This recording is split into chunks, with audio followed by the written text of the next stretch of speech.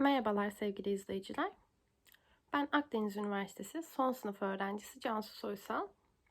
Şimdi okul projesi için küçük bir röportaj yapacağız sizinle. Röportajımız yerliler ve göçmenler arasındaki iletişim problemleri ve bunların nasıl çözülebileceği üzerine 2 sorudan oluşuyor. Çok uzun ve kapsamlı bir röportaj yapamadım sağlık sorunları sebebiyle. Şimdiden izlediğiniz için hepinize çok teşekkür ederim. Hadi röportajımıza geçelim. Merhabalar. Merhaba, İsminiz nedir? Muhammed. Memnun oldum Muhammed Bey. Ben de Cansu, Akdeniz Üniversitesi son sınıf öğrencisiyim. Size 2 tane sorum olacak göçmenlerle ilgili. Öncelikle ilk sorum, göçmenler ve yerliler arasındaki iletişim problemleri nelerdir? Kültürel, dil, her konudaki iletişim problemleri.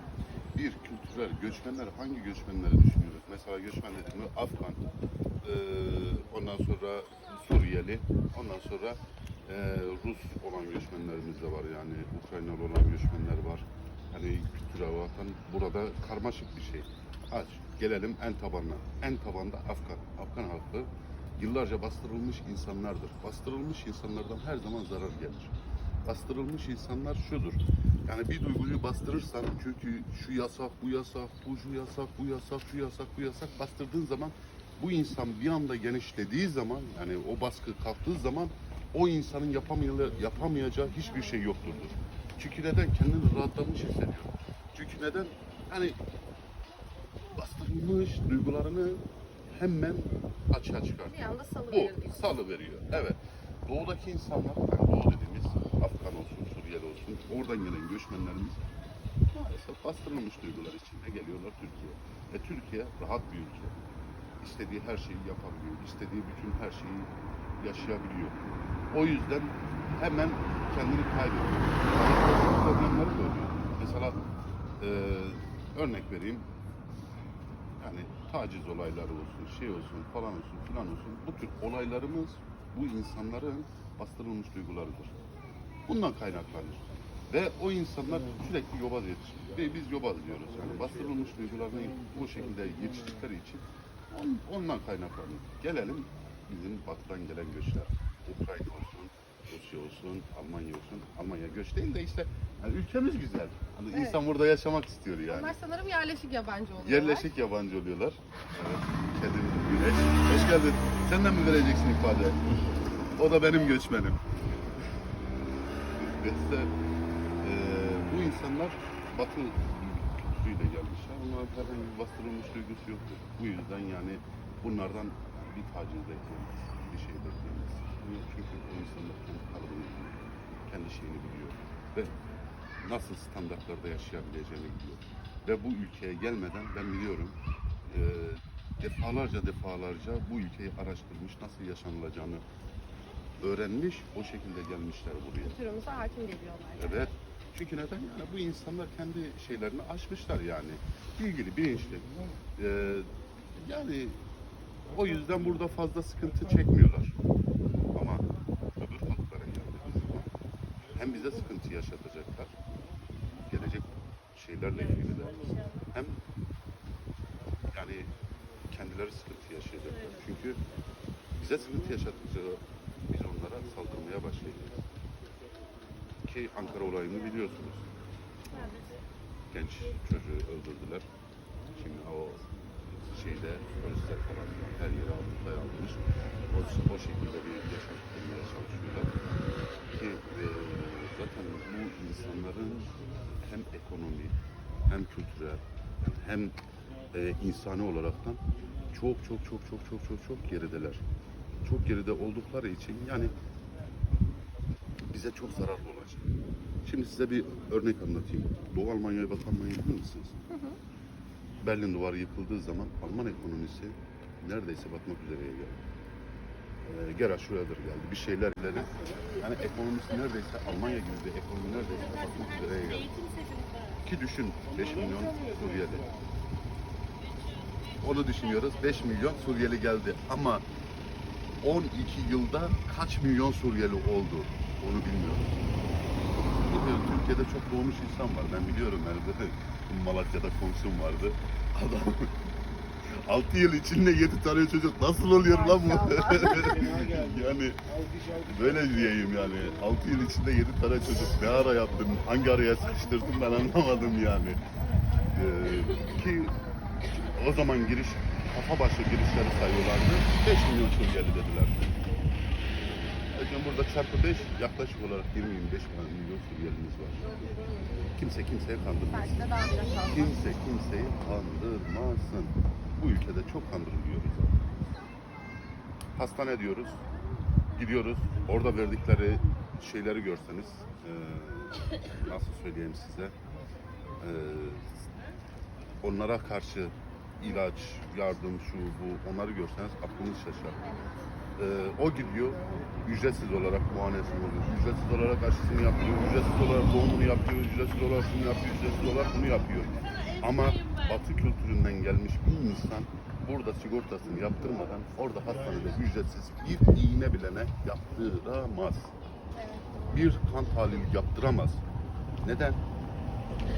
Hangi insanların acaba bize bir faydası var? Batıdan gelen insanın mı bir faydası var? Doğudan gelen insanın mı bir faydası Batıdan var? gelen muhakkak.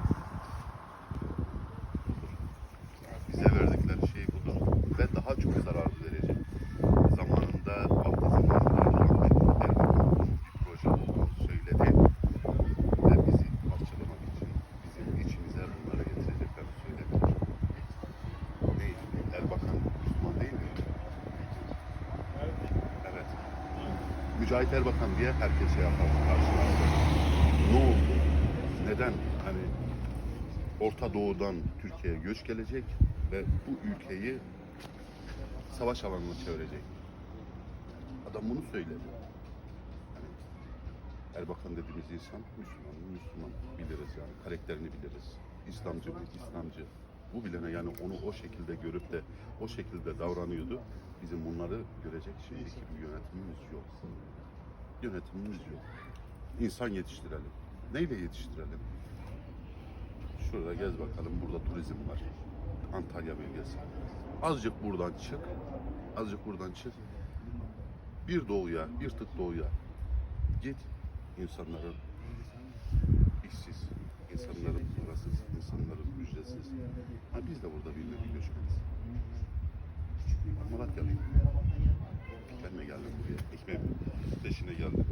İnsanın yani istemedim memleketimde refah seviyesi yüksek olsun memleketimde kalsın. Ben de bir nevi göçmenim burada. Ama ne kendi dilimi biliyorum, kendi şeyimi biliyorum, kendi yasalarımı biliyorum, kendi şeyimi biliyorum. Bu insanlar yasaları bildiği halde emin ol yani bunlar sadece tacizmiş, işte Ankara olayındaki gördüğümüz olay gibiymiş, falanmış filanmış. Bunlar sadece göze görünenler. Bir de görünmeyen kısımları var. Muhakkak. Aklınız şaşar. Muhakkak. Peki bu iletişim problemlerini nasıl çözebiliriz? Bu konuyla ilgili fikirleriniz nelerdir? Neler yapılması lazım? Hiçbir şey yapılmaması lazım. Onların direkt gönderilmesi lazım ülkelerine. Bunlarla, bu insanlarla iletişim kuramazsın. Kurmak zor. Doğudan gelenler için değil mi bu? Evet, tabii canım ben batıdan gelenlere sorunu yok. Adam geliyor burada, merhaba, ya buradan giriyor. Girişi bilene merhaba deyip içeri giriyor. Gördünüz yani kaç tane yabancı abla biraz önce buradaydı. O abla Moldovalı, gelmiş, eşi var, ailesi var. Çok saygılı bir insan. Merhaba dedi çıktı. Evet. Kısacası Ama kısacası şöyle söyleyeyim. Bu insanlarla aynı konumda değilsin. Bu insanlara öğretebileceğin bir durum yok. Çünkü bu insanlar duygular bastırılmış. Biraz daha refaha ulaştıkları zaman kalkıp sana saldıracak. anladım. Çok Kalkıp teşekkür sana ederim. saldıracaklar ve bu olacak yani. Bu gelecek zamanda olacak. Ben bunu mutlu olaraktan söylemiyorum ama Umalım ki görmeyiz o günleri. Çok teşekkür ederiz. Çok ben de sağ olun bu teşekkür röportaj ederim. için. Yani hiç uğraşmaya gerek yok. Direkt ülkelerine. Merhabalar. Sizinle ufak bir röportaj yapmak istiyoruz. İsminiz nedir acaba? Uğur. Memnun oldum Uğur Bey. Ben de Cansu, Akdeniz Üniversitesi son sınıf öğrencisiyim. Ödev için bu röportajı yapıyoruz. İki sorumuz var size. İlk sorumuz, yerlilerle göçmenler arasında ya da yerleşik yabancılar arasındaki iletişim problemleri, kültür olabilir, dil olabilir, nelerdir sizce? En başta dille başlıyor aslında problem. Ben mesleğim gereği de sürekli kendileriyle sohbet ediyorum. En büyük problem dil. Eğer yabancı diliniz varsa anlaşıyorsunuz. Yani ortak yabancı dil İngilizce. Ama eğer yoksa ciddi anlamda bir sıkıntıyla başlıyor her şey. Türkçe öğrenme konusundaki yaklaşımları çok olumlu değil sanırım. Avrupa ise olumlu. Yani İngilizler, özellikle Almanlar, zaten Almanların büyük bir kısmı buraya yerleşmeden önce çoğu altyapı olarak bilerek geliyor herhalde. Ama Ruslar bu sene mesela çok fazla başladılar. Onlar çok bilmiyorlar. Onlarda ciddi sıkıntı oluyor. Ama öğrenmek istiyorlar sanırım. Hem de nasıl öğrenmek istiyorlar. Yani burayı kendi kültürlerini empoze etmek gibi bir dertleri yok aslında. Bizi öğrenmek istiyorlar ve bizim burada yaşamak istiyorlar. Asıl önemli olan bölüm o. Onun haricinde ikinci sorumuza gelelim. Bu iletişim problemleri sizce nasıl çözülebilir? Bunun için nasıl bir şeyler yapılması lazım? Bir kere öncelikle şu lazım. Hani buraya yerleşen kişinin başta gönüllü olması lazım. Kendisinin adapte olmak isteği bence önemli. Ya onun dışında hani hep şöyle başlıyorlar genelde. İşte bu konuda devlet ne yapıyor veya işte devletten beklentilerimiz nelerdir? Ya benim bölgemde çok fazla hani Türkiye genelinde oluşmuş olan bu hani ismini söyleyeyim, Suriyeliler gibi bir grubumuz yok. Evet, Afgan, Hani Suriyeli. Afgan ve Suriyeli yok. Hani onların kültürümüze adapte olmalarındaki zorlukları ben sadece duyuyorum. Ama İngiliz olsun, Rus olsun, ya onlarla ilgili yapılabilecek tek şey bence bölgede komşuluk ilişkileri açıkçası. Yani onları biz kabul ettiğimiz sürece onların zaten bizi reddetmek gibi bir niyeti yok. Yani öyle bir lüksleri de yok zaten. Onların tek amaçları ya buraya uyum sağlamak ve burada yaşamak. Hani diyemem size işte kurslar açılsın orada işte Türkçe öğrensinler ya da okulda. Benim burada küçücük müşterilerim var. Çocuk daha 5-6 yaşında. Okula başlatılıyorlar ve okulda sanırım öğretmenleri tarafından ekstra Türkçe dersleri de veriliyor bu çocuklara. Yani çok burada güzel. devlet okulları bu konuda destek veriyor. Öğretmenleri de çok ilgili bu çocuklara karşı.